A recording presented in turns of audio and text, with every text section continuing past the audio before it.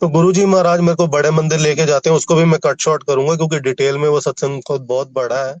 बड़े मंदिर में एंटर करते ही पहले दिमाग में आता है गुरुजी महाराज, वो जो शेयर है ना, उसका रेट चल रहा है 400 के आसपास, 400 रुपए पर शेयर।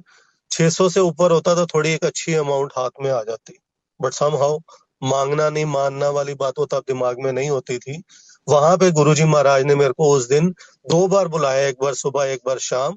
7 कप चाय प्रसाद के पिलाए, और उसके अलावा 2 स्वरूप बड़े बड़े दिलवाए जो उस टाइम पे किसी को नहीं मिल रहे थे।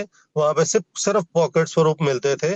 और मैंने क्योंकि उनको बोला कि मैं दुबई से आया हूँ, उन्होंने मेरे को पहले दिन में एक स्वरूप दिया, काफी बड़ा, त्रिमूर्ति वाला।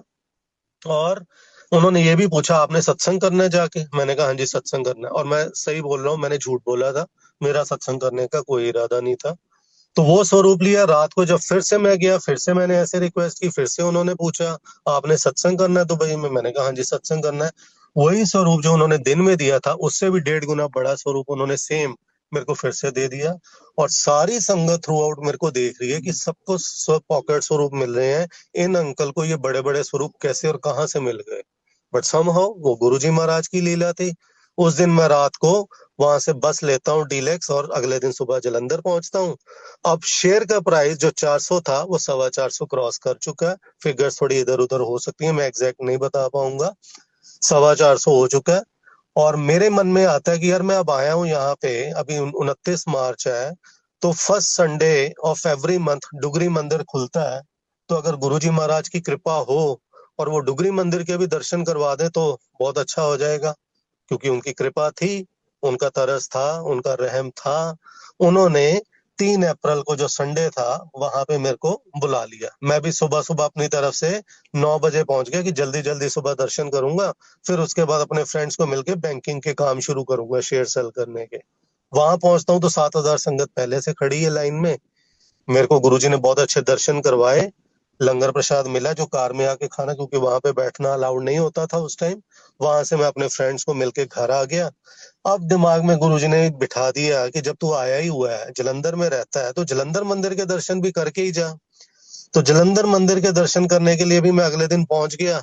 वहां जाके जी उन्होंने गेट बंद किए हुए हैं, सब लॉक्ड है। वो कहते हैं जी मंदिर तो नहीं खुलता, मंदिर तो सिर्फ पूर्णमासी को खुलता है जो 16 अप्रैल को है। तो मैंने कहा मेरी तो 10 अप्रैल की फ्लाइट है। कहते ये लो स्वरूप, और ये लो जल प्रसाद की बोतल। बाहर से उन्होंने उससे मेरे को दे दी। तो मैंने वो स्वरूप लिया, वही स्वरूप जिसका मैं शब्द की बात कर रहा हूँ, जिसके सिर ऊपर तो स्वामी सो दुख कैसा पावे। वो लेके मैंने उनसे रिक्वेस्ट की कि कुछ तो ऑल्टरनेटिव होगा। वो कहते 13 अप्रैल को बैसाखी है, बैसाखी वाले दिन ये खुलेगा मंदिर। तो मैंने कहा ठीक है। अब मैंने सोचा कि 10 अप्रैल की टिकट को करो कैंसिल, 13 अप्रैल को दर्शन करके उसी दिन फ्लाइट लेके मैं पहुंच जाऊंगा। डुगरी मंदिर से आने के बाद वो शेयर प्राइस 425 से 450 हो चुका था। ये वाली बात होने के बाद उसका शेयर प्राइस 475 हो गया। अब शेयर का प्राइस बढ़ रहा है जैसे जैसे गुरुजी महाराज मेरे को अपने पास बुला रहे हैं, ब्लेस कर रहे हैं। और मैंने अपनी टिकट भी चेंज करवा ली, मम्मी को कहा कि हम जाएंगे सुबह, शाम को मैं फ्लाइट ले लूंगा अपनी। मैं मम्मी के साथ सुबह सुबह पहुंच जाता हूँ 13 अप्रैल को। वहां पे जाके देखता हूँ, वो कहते हैं जी मंदिर तो शाम को खुलता है 5 बजे। अब मैंने कहा ये तो बहुत गड़बड़ है, 7:30 की फ्लाइट है अमृतसर से, कैसे करेंगे। तो मैंने मम्मी को कहा हम टैक्सी करेंगे, वहां जाएंगे, माथा टेक के वहीं से अमृतसर चले जाएंगे, आप टैक्सी में वापस आ जाना। हम वहां पे पहुंच गए 4 बजे। जाके देखा तो 1.5-2 किलोमीटर लंबी लाइन। अब मैंने उनको जाके रिक्वेस्ट की जी मेरी फ्लाइट है, तो उन्होंने मेरे को सबसे आगे हमें खड़ा कर दिया। जलंधर मंदिर के प्रॉपर दर्शन कराए, और हम अमृतसर एयरपोर्ट जाके बोर्डिंग करवा रहे थे। मेरे को गुरुजी महाराज सीट दिलवाते हैं फिर से 1A। अब मैं गुरुजी को बोल दिया था, मैंने कहा गुरुजी ये स्वरूप मैं फोल्ड नहीं करूंगा, ये तो मैं ऐसे ही रोल लेके जाऊंगा, आप देख लेना कैसे मैनेज करना है। सारा सामान चेक इन करवा दिया, स्वरूप हाथ में पकड़े हुए हैं। जाके बैठता हूँ फ्लाइट में, 1C पे आके एक पैसेंजर बैठ जाता है।